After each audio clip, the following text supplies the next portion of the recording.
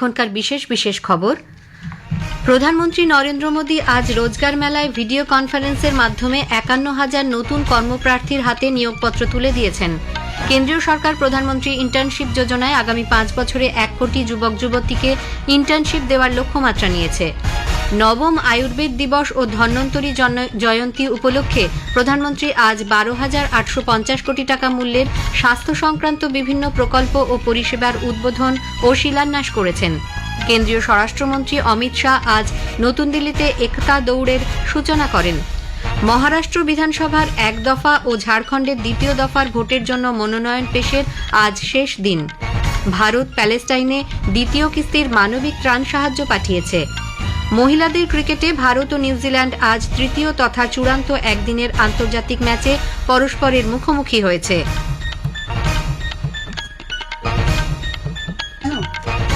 আসছি বিস্তারিত খবরে। প্রধানমন্ত্রী নরেন্দ্র মোদী আজ ভিডিও কনফারেন্সিং এর মাধ্যমে বিভিন্ন সরকারি দপ্তরে ৫১,০০০-এরও বেশি নতুন নিয়োগপত্র প্রদান করেছেন। এই অনুষ্ঠানে প্রধানমন্ত্রী বলেন, সরকার যুবদের মধ্যে স্থায়ী সরকারি চাকরি তৈরিতে লাগাতার চেষ্টা চালিয়ে যাচ্ছে। এ ব্যাপারে সরকার প্রতিশ্রুতিবদ্ধ। बीजेपी और एनडीए शासित राज्यों में भी लाखों युवाओं को नियुक्ति पत्र दिए गए हैं। हरियाणा में तो 26,000 युवाओं को नौकरी का उपहार मिला है। देश के युवाओं को ज्यादा से ज्यादा रोजगार मिले, ये हमारा कमिटमेंट है। দেশের ৪০টি কেন্দ্রে এই রোজগার মেলা অনুষ্ঠিত হয়। এর মধ্যে কলকাতায় জাতীয় গ্রন্থাগারের ডাক বিভাগের পক্ষ থেকে এই রোজগার মেলা অনুষ্ঠানে ২১৮ জনকে নিয়োগপত্র দেওয়া হয়।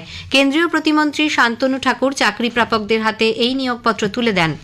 আকাশবাণীর সংবাদদাতা জানাচ্ছেন, নিয়োগপত্র পাওয়া কর্মীরা আইগট কর্মযোগী পোর্টালে কর্মযোগী প্রারম্ভ মডিউলে প্রাথমিক পর্যায়ে প্রশিক্ষণের সুযোগ পাবেন।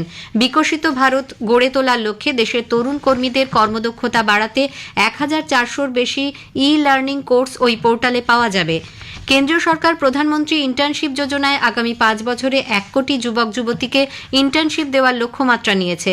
দিল্লি থেকে আজ রোজগার মেলায় নিয়োগপত্র বিতরণ করে প্রধানমন্ত্রী বলেন, এই ইন্টার্নশিপ যোজনায় ইতিমধ্যেই দেশের বিখ্যাত ৫০০টি সংস্থায় যুবকদের ইন্টার্নশিপ দেওয়া হয়েছে। এই যোজনায় প্রতি মাসে ৫,০০০ টাকা করে দেওয়া হবে। প্রধানমন্ত্রী জানান, কেন্দ্রীয় সরকার যুব সমাজের দক্ষতা বৃদ্ধিতে বিশেষ জোর দিচ্ছে। তাই স্কিল ইন্ডিয়া প্রকল্পের অধীনে কৌশল বিকাশ কেন্দ্রগুলিতে যুবক যুবতীদের দক্ষতার প্রশিক্ষণ দেওয়া হচ্ছে। নবম আয়ুর্বেদ দিবস এবং ধন্বন্তরী জয়ন্তী উপলক্ষে প্রধানমন্ত্রী নরেন্দ্র মোদী আজ ১২,৮৫০ কোটি টাকা মূল্যের স্বাস্থ্য সংক্রান্ত বিভিন্ন প্রকল্প ও পরিষেবার উদ্বোধন এবং শিলান্যাস করেছেন। এর মধ্যে আছে ৭০ঊর্ধ্ব সমস্ত নাগরিককে আয়ুষ্মান ভারত প্রকল্পের অধীনে নিয়ে আসা প্রথম সর্বভারতীয় আয়ুর্বেদ শিক্ষা প্রতিষ্ঠানের ২য় পর্যায়ের উদ্বোধন, ১১টি স্বাস্থ্যসেবা কেন্দ্রে ড্রোন প্রযুক্তির সূচনা প্রভৃতি। নতুন দিল্লির all India institute of Ayurveda প্রাঙ্গণে আয়োজিত এক অনুষ্ঠানে তিনি এই প্রকল্পগুলির উদ্বোধন ও শিলান্যাস করেন। একই সঙ্গে প্রধানমন্ত্রী নতুন দিল্লির এইমসে ভিডিও কনফারেন্সের মাধ্যমে বেশ কিছু প্রকল্পের সূচনা করেছেন। এর মধ্যে আছে এইমস, নতুন দিল্লির দন্ত চিকিৎসা বিজ্ঞানের জন্য জাতীয় স্তরের গবেষণা ও রেফারেল ইউনিটস ইনস্টিটিউট, মসজিদ মঠ ক্যাম্পাসে কেন্দ্রীয় স্টেরাই সাপ্লাই বিভাগ ও জন ঔষধি কেন্দ্র। এর পাশাপাশি শ্রী মোদী পশ্চিমবঙ্গের নদিয়ার কল্যাণীর এইমসে নতুন 3টি পরিষেবার ভার্চুয়ালি সূচনা করেছেন। রোগীদের জন্য ওই হাসপাতালে ক্যাথ ল্যাব, অত্যাধুনিক হার্ট লাং মেশিন ও প্রধানমন্ত্রী জন ঔষধি কেন্দ্র চালু হবে। ভারতের প্রথম অল ইন্ডিয়া ইনস্টিটিউট অফ আয়ুর্বেদের 2য় পর্যায়ের উদ্বোধন হচ্ছে আজ। মধ্যপ্রদেশের মানসাউ, নিমাজ ও সেউলিতে 3টি মেডিকেল কলেজ, হিমাচল প্রদেশের বিলাসপুরে এইমসের বিভিন্ন পরিষেবার সম্প্রসারণ, ছত্তিশগড়ের বিলাসপুরে একটি সরকারি মেডিকেল কলেজের সুপার স্পেশালিটি ব্লক এবং ওড়িশার বারগড়ে একটি ক্রিটিক্যাল কেয়ার ব্লকেরও উদ্বোধন করছেন তিনি। আয়ুর্বেদ দিবস উপলক্ষে প্রধানমন্ত্রী নরেন্দ্র মোদী দেশবাসীকে শুভেচ্ছা জানিয়েছেন। তিনি সোশ্যাল মিডিয়ায় এক বার্তায় বলেন, শরীর সুস্থ রাখতে আয়ুর্বেদিক ওষুধের ব্যবহার অব্যাহত রাখতে হবে। ধন্বন্তরী জন্মদিবসে আয়ুর্বেদের অবদান এবং তার প্রয়োজনীয়তা গোটা বিশ্বে সমাদৃত হয়েছে। ধনতেরাস উপলক্ষেও প্রধানমন্ত্রী দেশের মানুষকে শুভেচ্ছা জানিয়েছেন। প্রতিটি মানুষের সুস্থ স্বাভাবিক জীবন কামনা করেছেন তিনি। কেন্দ্রীয় স্বরাষ্ট্রমন্ত্রী অমিত শাহ আজ সকালে নতুন দিল্লির মেজর ধ্যানচাঁদ স্টেডিয়ামে রান ফর ইউনিটি বা একতা যাত্রার সূচনা করেন। ৩১শে অক্টোবর লৌহমানব সর্দার বল্লভভাই প্যাটেলের জন্মদিন। এই উপলক্ষে স্বরাষ্ট্রমন্ত্রী একতা যাত্রার সূচনা করে বলেন, কেবলমাত্র দেশের সংহতি রক্ষার জন্যই নয়, বিকশিত ভারতের স্বপ্নকে বাস্তবায়িত করতেই সরকারের এই উদ্যোগ। अब एकता दौड़ विकसित भारत का संकल्प भी बन चुका है, क्योंकि हमारे सामने देश के प्रधानमंत्री जी ने सन 2047 में जब भारत की आजादी की एक शताब्दी होगी, उस वक्त एक पूर्ण विकसित राष्ट्र का संकल्प इस देश के नागरिकों के सामने रखा है। 31শে অক্টোবর দেওয়ালি থাকায় এই দিনটি আজকেই উদযাপিত হচ্ছে বলে অমিত শাহ মনে করিয়ে দেন। ভারতের সাইবার অপরাধ সমন্বয় কেন্দ্র আন্তর্দেশীয় সংগঠিত সাইবার অপরাধীদের সুবিধার্থে মিউল ব্যাংক অ্যাকাউন্ট বা নিষ্ক্রিয় অ্যাকাউন্টগুলির মাধ্যমে আচমকা লেনদেন শুরু করে বেআইনি অর্থ প্রদানের বিষয়ে সতর্কতা জারি করেছে। স্বরাষ্ট্র মন্ত্রক জানিয়েছে, সম্প্রতি গুজরাট ও অন্ধ্রপ্রদেশ পুলিশ দেশব্যাপী অভিযান চালিয়ে এ ধরনের লেনদেনের হদিশ পেয়েছে। জম্মুর আকনর সেক্টরে আজ নিরাপত্তা বাহিনীর সঙ্গে গুলির লড়াইয়ে 2 জঙ্গি মারা পড়েছে। আকাশবাণীর সংবাদদাতা জানিয়েছেন, 3 জঙ্গি গতকাল কাশ্মীরের নিয়ন্ত্রণ রেখায় সেনা কনভয়ের ওপর একটি অ্যাম্বুলেন্সে গোলা বর্ষণ করে। এরপর সন্ধ্যা নাগাদ ন্যাশনাল সিকিউরিটি গার্ড এবং সেনাবাহিনীর বিশেষ টাস্ক ফোর্স জঙ্গিদের খোঁজে বিশেষ অভিযান চালায়। সেখানেই 3 জনের মধ্যে 2 জঙ্গি মারা পড়ে। কেরালার কাসারগড় এলাকায় নীলেশ্বরমে গতরাতে এক মন্দির উৎসবের জন্য মজুত করে রাখা বাজিতে আগুন ধরে গেলে অন্তত 100 জন অগ্নিদগ্ধ হয়েছেন। এদের মধ্যে 10 জনের অবস্থা আশঙ্কাজনক। ঝাড়খণ্ড বিধানসভা নির্বাচনের দ্বিতীয় দফার মনোনয়নপত্র জমা দেবার সময়সীমা আজ শেষ হচ্ছে। বিকেল 3টে পর্যন্ত প্রার্থীপদ দাখিল করা যাবে। রাজ্যের বাকি 38 আসনে ভোট নেওয়া হবে আগামী 20শে নভেম্বর। এখনো পর্যন্ত 632 জন প্রার্থী তাঁদের মনোনয়ন দাখিল করেছেন। আগামীকাল সেগুলি খতিয়ে দেখা হবে। প্রার্থীপদ প্রত্যাহারের শেষ দিন 1 নভেম্বর। একই সঙ্গে মহারাষ্ট্র বিধানসভার এক দফা নির্বাচনের জন্য আজ মনোনয়ন দাখিলের সময়সীমা শেষ হচ্ছে। ভারত প্যালেস্টাইনে মানবিক ত্রাণ সাহায্য পাঠিয়েছে। দ্বিতীয় কিস্তির এই জিনিসগুলির মধ্যে আছে ক্যান্সার সহ বিভিন্ন জীবনদায়ী ওষুধ, নিত্য প্রয়োজনীয় দ্রব্য ইত্যাদি। বিদেশ মন্ত্রকের মুখপাত্র রণধীর জয়সওয়াল সোশ্যাল মিডিয়ায় এক পোস্টে বলেছেন, প্যালেস্টাইনের বিপন্ন মানুষের পাশে ভারত সবসময় আছে।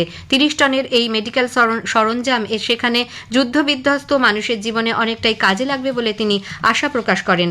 উল্লেখ্য, চলতি মাসের 22 তারিখে ভারত রাষ্ট্রসংঘের মাধ্যমে প্যালেস্টাইনে প্রথম ত্রাণ সামগ্রী পাঠিয়েছিল।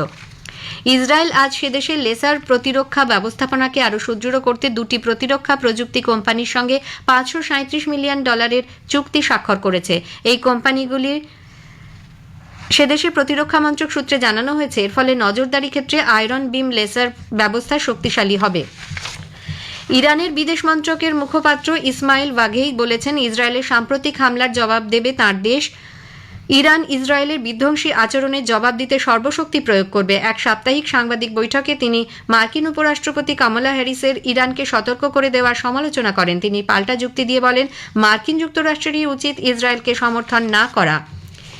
ইউক্রেনের রাষ্ট্রপতি ভ্লাদিমির জেলেনস্কি দেশের সামরিক আইন আগামী বছরের ফেব্রুয়ারি মাসের 7 তারিখ পর্যন্ত বৃদ্ধি করার প্রস্তাব রেখেছে। সেদেশের প্রেস সার্ভিস জানিয়েছে, রাষ্ট্রপতির সামরিক আইন বৃদ্ধি সংক্রান্ত এই বিল সংসদে পেশ করা হয়েছে। মহিলা ক্রিকেটে ভারত ও নিউজিল্যান্ড আজ তৃতীয় তথা চূড়ান্ত একদিনের আন্তর্জাতিক ম্যাচে পরস্পরের মুখোমুখি হয়েছে। টসে জিতে নিউজিল্যান্ড ব্যাট করার সিদ্ধান্ত নিয়েছে। আহমেদাবাদের নরেন্দ্র মোদী স্টেডিয়ামে আজকের ম্যাচে হরমনপ্রীত কৌরের নেতৃত্বে ভারতীয় দল সিরিজ জেতার জন্য আপ্রাণ চেষ্টা করবে। দুটি দলই একটি করে ম্যাচ জিতেছে। প্রথম ম্যাচে ভারত ও দ্বিতীয় ম্যাচে নিউজিল্যান্ড 76 রানে জয়ী। মার্কিন যুক্তরাষ্ট্রের কলোরাডোতে অনূর্ধ্ব 19 বিশ্ব বক্সিং চ্যাম্পিয়নশিপের দ্বিতীয় দিনে ভারতীয় বক্সার নিশা ও পার্থী গ্রেওয়াল সেমিফাইনালে পৌঁছেছেন। নিশা ইটালির ভাসোল্লা মার্টিনাকে 5-0 হারিয়ে দিয়েছেন। অন্যদিকে পার্থী ইতালির প্রতিযোগীকে একই ফলাফলে পরাজিত করেছেন। অন্যদিকে ক্রিস পাল আলজেরিয়ার প্রতিযোগীকে হারিয়ে জয়যাত্রা অব্যাহত রেখেছেন। তৃতীয় দিনে আজ ভারতীয় বক্সারদের 5টি পদক জয়ের সম্ভাবনা রয়েছে। শেষ করার আগে খবরের বিশেষ কিছু অংশ আরেকবার। প্রধানমন্ত্রী নরেন্দ্র মোদী আজ রোজগার মেলায় ভিডিও কনফারেন্সের মাধ্যমে 51,000 নতুন কর্মপ্রার্থীর হাতে নিয়োগপত্র তুলে দিয়েছেন। নবম আয়ুর্বেদ দিবস ও ধন্বন্তরী জয়ন্তী উপলক্ষে প্রধানমন্ত্রী আজ 12,850 কোটি টাকা মূল্যের স্বাস্থ্য সংক্রান্ত বিভিন্ন প্রকল্প ও পরিষেবার উদ্বোধন ও শিলান্যাস করেছেন। কেন্দ্রীয় স্বরাষ্ট্রমন্ত্রী অমিত শাহ আজ নতুন দিল্লিতে একতা দৌড়ের সূচনা করেন। মহারাষ্ট্র বিধানসভার এক দফা ও ঝাড়খণ্ডের দ্বিতীয় দফার ভোটের জন্য মনোনয়ন পেশের আজ শেষ দিন। খবর শেষ হলো।